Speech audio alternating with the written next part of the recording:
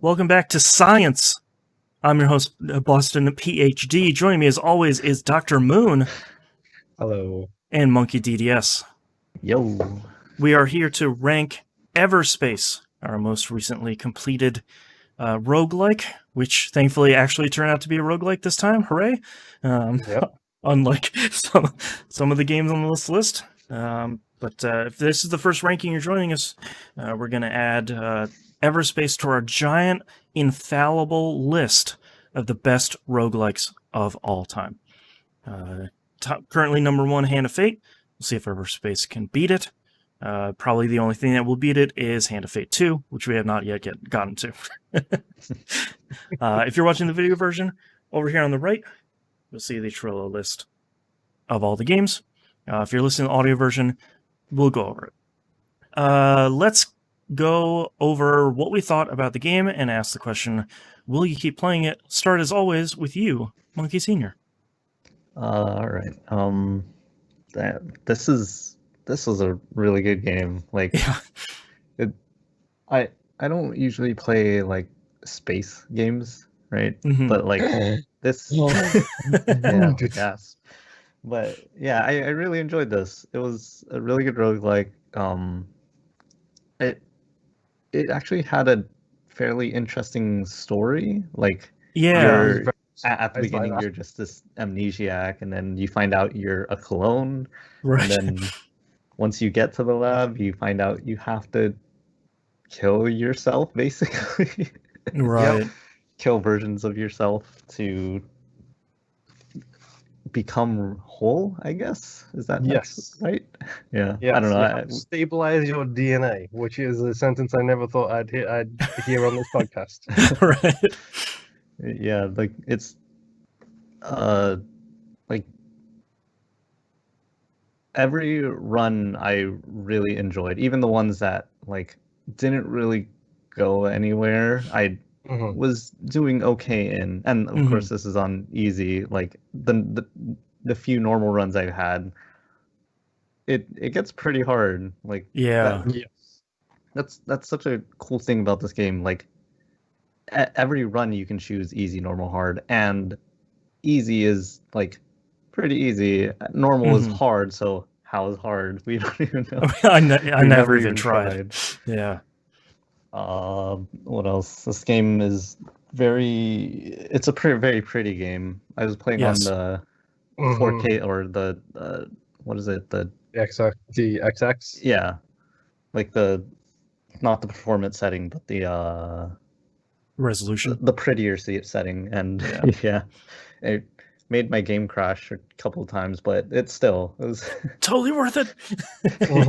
Oh, it is. Like that is I will not bemoan this game crashing when it's specifically, especially when it's doing explosions in space, which it does really, really well. And I did get framey every now and again. Oh yeah. But I learn from Monkey's mistake. If it's something big, look away. Right. Right. Look.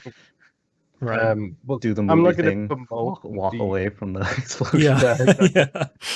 I'm not going to complain about it too much because, like, just how good everything in this game looks. Like, I don't even think we really talked about how beautiful it is when you get close to a sun and you're about to die really slowly and you've got to get out of there as quickly as you can. That looks incredible. Yeah. Oh, and not to mention the enhancements part of it. That's super cool. Like the stuff you get from the ancients, and then the colonial whatever things. they are, the blueprint things or whatever they are. Like that's Like there's so much in this game, and it's really, really well put together. Yeah. You gonna keep playing it? Will I keep playing it? I want to say yes. I'll definitely keep it installed. I would like to complete the story, whatever, just to see what might happen in the second one, because I really want to play that after playing this. Oh yeah. Yeah. All right, Moon, what are your final thoughts here on Everspace? Oh, this is incredible. Like, here's a fun fact. When I added this to the list of games recommended for Game Club lists, It was on Game Pass at the time. Mm. I thought when I recommended it, I had purchased this game. I hadn't. It was just installed and had been taken off Game Pass by the time I actually got to it. And I have zero problems saying, yo, this game is $30. Go and pay $30 for this game. Yep. Like, genuinely a masterclass of roguelikes. They've taken the best like inspiration from other games and blended them in really well. Like Monkey said, like the little additional feature of like the ancient symbols and the colony upgrades, like let you make the run easier and harder depending on how you feel on any given particular run. It's got loadout options, so you can start with different types, whichever weapons or skills suit you. Like there is so much customizability. I mean, we didn't even talk once in 4 weeks about the fact that you can pick up new paint jobs. Yeah, new decals. Yeah, love it. Like we didn't mention that at all because the gameplay was just taking us away from everything. It's like, yeah, now I've got green and purple shit because spoiler alert, green is my favorite color, purple is my wife's. So every game I get a choice in, green and purple. Plus they complement each other pretty well on the color scale. Right. So like there's so much going for this game, and the fact that this is a Kickstarter is number one. Good on them. Like Kickstarter success, and then as well to say we're going to use the same kind of concept and make it a Diablo style loot game in space instead of a roguelike. Right. Oh no, my weakness. It's like, okay, so you're just hitting on everything you can from everybody. Like, yeah, that's where we're going here, and I don't have a problem with it. Like, bring it on. Like, yeah, keep trying new stuff. Everspace 2 and seeing the flying for space interplanetary orbits in the trailer for that thing is just like, oh cool, now I'm on a desert planet. Oh cool, now I'm on a water planet. Oh cool, this game's great. And now on the next gen consoles too. Exactly. Yeah. Enhanced for Series X / PlayStation 5. Right. I will 100% keep playing this. I still haven't installed. I'm going to slowly but surely chip away at those achievements because some of them are a bit grindy. Like, for example, fully upgrade your ship. Okay. Just going to be a while. Yeah. Fully collect all of the ancient things and the more difficult one, the colonial things. Like, you've got to collect both of them, every single one of them for an achievement. And it's like, I'm cool with that. I got whatever it was, 1001% on Isaac. I don't have no problem spending a year playing this once a month to get to that point. Right. Like I adore this game. I'm so glad that Monkey made the controller C. Yeah. Control scheme C changer. Yep. And I'd still love it. I don't think I'd love it as much. Yeah. Like this game is great. Yeah, without that controller scheme, I think I would just be getting dizzy every single time I played it. Right. I don't really have too much to add on top of that. That's sort of the curse of going last, is that you guys nailed it. This game is really great. I probably won't continue playing it, mostly because I have been captured by something else recently that I would like to potentially 100%. And I don't want to burn myself out on this because I feel like I'd rather get in on the ground floor in Everspace 2 and kind of hit that one really hard. Mostly because space flying games are really good, and I haven't played one in a really long time. And Moonpeer, don't you dare say Elite Dangerous. Gotcha. But yeah, I'm not saying anything, but you know, Moon's I'm drinking from my Elite Dangerous mug today. Yeah. So not that I don't want to continue playing it, it's just that I don't want to play it enough to get burnt out. And Everspace 2 comes out, it's like, oh god, more space flying? I'd rather, especially on the newer consoles, like I want one of those show pieces, and I have a feeling that Everspace 2 is going to be that. So, yeah, Everspace is really great. I managed to get it and the expansion on PS4 for $12. It was on sale.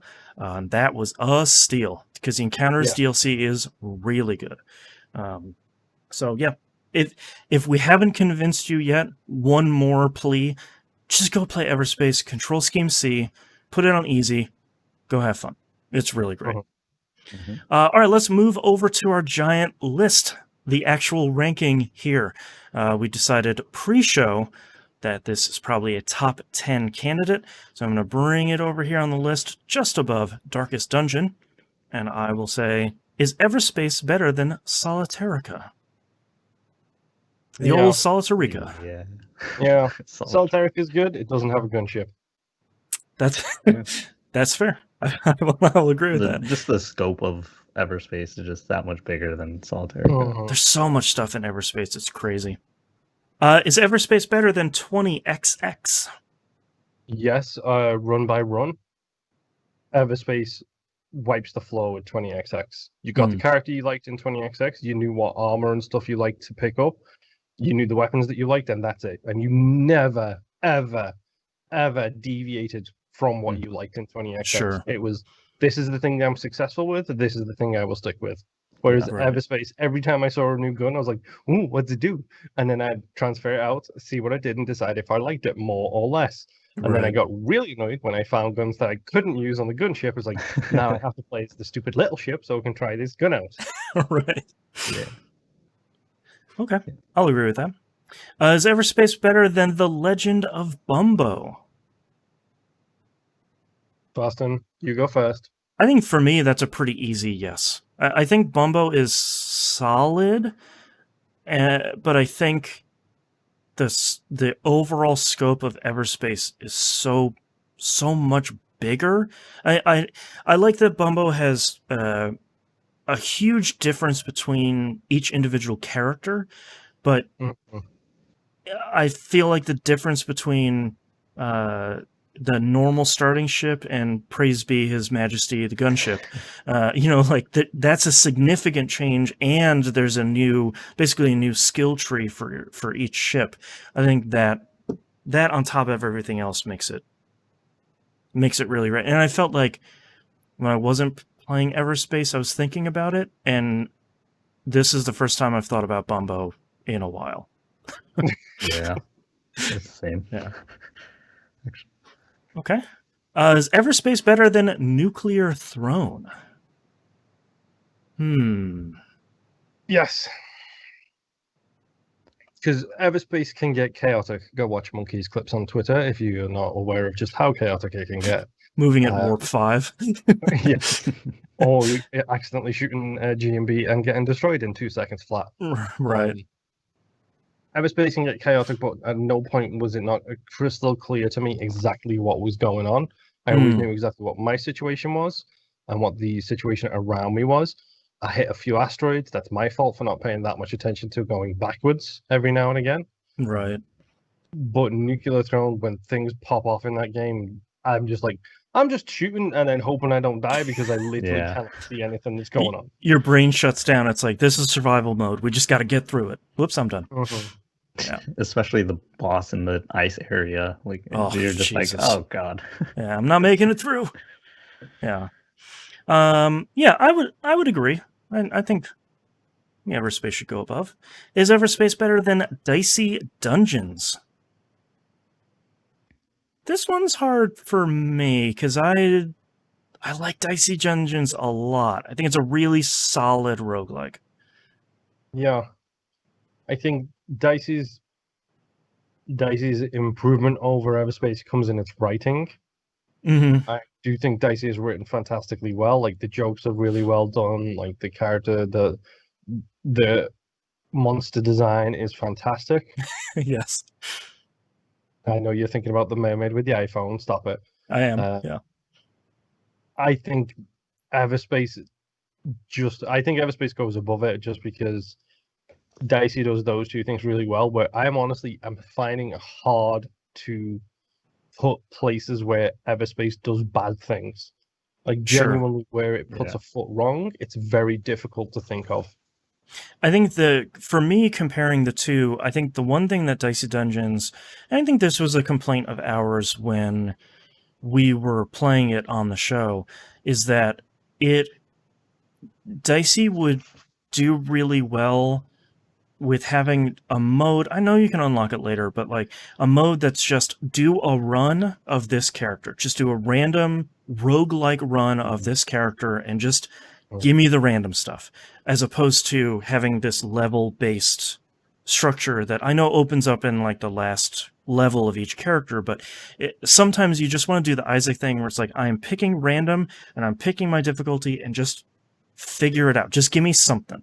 And I feel like that's where Everspace, especially with the variety of its environments when you're hopping from sector to sector, and like individual node to node, I feel like that's where, for me, it ekes out Dicey Dungeons just a little bit. Yeah. I was gonna say the same thing of like run over run. Everspace is more varied, I guess. Like, yeah. And you have like more traditional roguelike runs as opposed to sort of challenges. Okay, is Everspace better than Risk of Rain? Yes, because Everspace didn't lie to me. That's right. Put this on the record. Never once did Everspace lie to us. But on a more serious like side of it, I think it is. I think Risk of Rain is a great game. I genuinely do. Risk of Rain taught me play things on easy mode. Like that's yes, what Risk of Rain taught me. It served us well for Everspace because you kind of need to. I think conceptually, I think Risk of Rain is conceptually a better game than Everspace. Because that whole longer you spend on the level, the tougher the enemies get. Like that's a great system. Really good idea. Really good. I think it's probably executed a little bit better in the little I've played of Risk of Rain 2. I would agree. Yeah. And I think the difficulty spike in Risk of Rain 1, especially with the unlocks, is so mean. Like it's just mean. Yep. And maybe if you're a Nuclear Throne fan and an original Rogue fan, then that's exactly what you're looking for. Risk of Rain. This is easy. Yeah, it's the Black Sea Odyssey problem. People played the crap out of it in early access, and it got so hard because that's what those people were looking for. That when it comes out to be a real game, nobody else can play it. Right. Like, and I think conceptually, Risk of Rain is a better game. I think Everspace executes it that much better, though. Interesting. Okay. Yeah. You agree, Monkey? I think Everspace goes over Risk of Rain because I guess item variety. I guess like in Everspace, I found myself using everything really, like and anything that, or any time I didn't have something in one of my slots, I was like, okay, let me see what this random thing I picked up does, and like I was like, oh, this is cool, let me use it. And then in Risk of Rain, like all the items, or a lot of the items, just upped your stats, if I remember correctly. Or it's like now you shoot faster, now you do a little more damage. It's your base equipment is pretty static. Like there was a few different items, right? And like the ukulele, or was it electric ukulele or something like that? Yeah, that classic one. Changed it a little bit, but like, and yes, like you have each of the characters and they each play fairly different from each other, but like, I don't know, I felt myself doing a lot more in Everspace, I guess. Sure, that makes sense, yeah. Okay. I'll put above. Is Everspace better than Void Bastards? Hold up. Yeah. I'm assuming you were a no on that last one. No, I think you guys... I think you guys convinced me. I think the thing that really pushed me over that I agree with, I love Risk of Rain. It's one of my favorite roguelikes of all time. This is why I was curious, because I know that out of all three of us, you are the staunch Risk of Rain defender. Yeah, and I think Monkey, you pushed me over by talking about the... I think you're right that Risk of Rain has a ton of characters and they are all vastly different from each other, but the kind of core playstyle and like the core weapon or attack method for each character is pretty static, no matter how far or crazy a run gets. And I think that's one of the biggest benefits of Everspace is even if you start with the loadout you like, where you sort of start run over run with a static gunship that you like, you're going to be picking up cool stuff that you have out there. You're going to be making cool stuff out of the little bits and bobs you're picking up. And I think for me, that pushes it over Risk of Rain from sort of a design standpoint. I would rather personally play Risk of Rain over Everspace if I was just like wanted to do a run of something. But I don't think that necessarily makes it a better game. Yeah. Is Everspace better than Void Bastards? This one's tough. Yeah. I think it is a better roguelike because you start from the very beginning of Everspace. Yeah. If Void Bastards, you start, or whenever you die, you start at the ship you died at, right? And thankfully, Everspace isn't punishing you for doing that because you're upgrading your skill tree, you're using the stuff you earned on your run, which I guess Void Bastards doesn't really do because you're starting a new prisoner as opposed to starting a new run. Yeah, I think you get like the same, like you still keep the same weapon upgrades, I think, but then you still have to do the whole ID card BS, and then your like skill and weapon tree stays the same, but that's about it. Yeah. Although Void Bastards is really cool with the different prisoners, like having different. Yeah, it's the fun thing where it's like, all right, I've found the prisoner with a really great combination of skills, or I like use the DNA machine to get rid of the coughing one, which is always terrible, and I feel like I've got a really good run going, and when that run ends, that feels so not punishing, it just like it tears your heart out a little bit. Yeah. I mean, for me, it goes above Void Bastards. And it's nothing against Void Bastards. I enjoy playing Everspace more. Like, I am a space nut. I like my ace combats. I like my elite dangerouses, shock of shocks. I like Everspace. Right. Who would have picked it? Who suggested this again? Oh, that's right. It was me. Right. Like, for me, I like Void Bastards, but it's got a great presentation. Like, I think its presentation is great. But on a personal note, for me, Void Bastards is a lot of style over substance.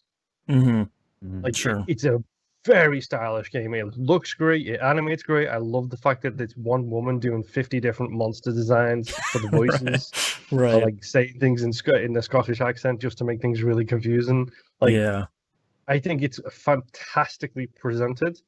I think Everspace has a better loop. Yeah, I think I would agree with that. I think for me, Everspace goes over this. And I think part of it is I think run over run. Void Bastards, you're building on this foundation, sort of run over run, and you're kind of tweaking your tools and your abilities to get further down and like take on more difficult ships. But I think there's something about Everspace that I think puts it over Void Bastards for me. And I also like Void Bastards a whole lot. I think it was on my top 10 last year. So like, I like it a lot, but I think Everspace gels together with itself really well. It's a very cohesive package. What do you think, Monkey? Yeah, I think Everspace goes over Void Bastards. All right, is Everspace better than Dead Cells? Now the knives come out. I'll go first. This is where it stops for me. I think Dead Cells. I can maybe be convinced, but I think Dead Cells has that run over run variety, especially the more stuff you start unlocking, where it's like, all right, these two things that you get to pick from, 2 out of the 3 things you get to pick from at the beginning, gonna get some real weird stuff there right at the beginning. And I think Dead Cells has a bit more variety, even though you're only playing as one character technically. I think the variety there and the variety of different pathways you can go down, and I think all of that is just a little bit stronger than Everspace for me. Okay. I think the same. It's really tough. Yeah. I just lost what I was gonna say. Dead Cells doesn't have Control Scheme C. I mean, that's a knock against it. I do think Dead Cells beats out Everspace. I just can't put it into words right now. So I mean, it can, can be. I can probably help you with this. Okay. So for me, Everspace goes above Dead Cells. I will say that, but that's a preference thing. I prefer 3-dimensional space shooting to 2-dimensional Metroidvanias. This is a genre Sure. that we have explored, even talking about this list right here. But I can say, put my hand on the wooden table and my face and say, I think no matter where it sits, 3 or 4, I would say definitely the top 4 wherever this goes, which, let's face it, it's going to go 4th. I think the argument could be made that every single one of those 4 is a perfect roguelike within its own constraints. It's like including Everspace. I feel like the top 5 is like all must-play games. It's like, if you like this genre, you're interested in this genre, here are 5 incredible titles for you to play. And the best thing is, look at the genres. You've got a deck-building game with a character action fighting combat sequence. You've got a rhythm-based action game. You've got a Metroidvania. You've got an old school like Doom style first person shooter. You've got a 2D side scrolling like jump up and down like Super Mario Brothers with guns kind of thing, and you've got a space sim essentially.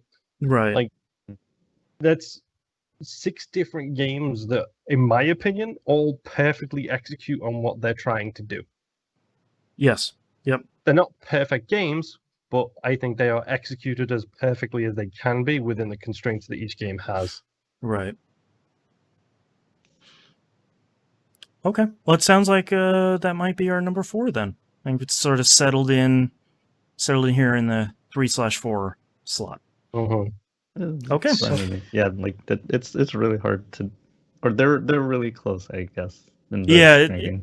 It's definitely top 5, but like it's one of those things where it's like, if you'd ask us next week, it'd be like, oh yeah, number 3 for sure. But it's now set in stone. So our top 5 here: Void Bastards in number 5, Everspace number 4, Dead Cells in 3, Crypt of the Necrodancer number 2, and Hand of Fate still sitting top of the pile, as it should be, and number 1. Thank you so much, everyone, for this was a super long episode. Thank you very much, everyone, for listening, and we'll see you next run. Bye. See ya. Bye.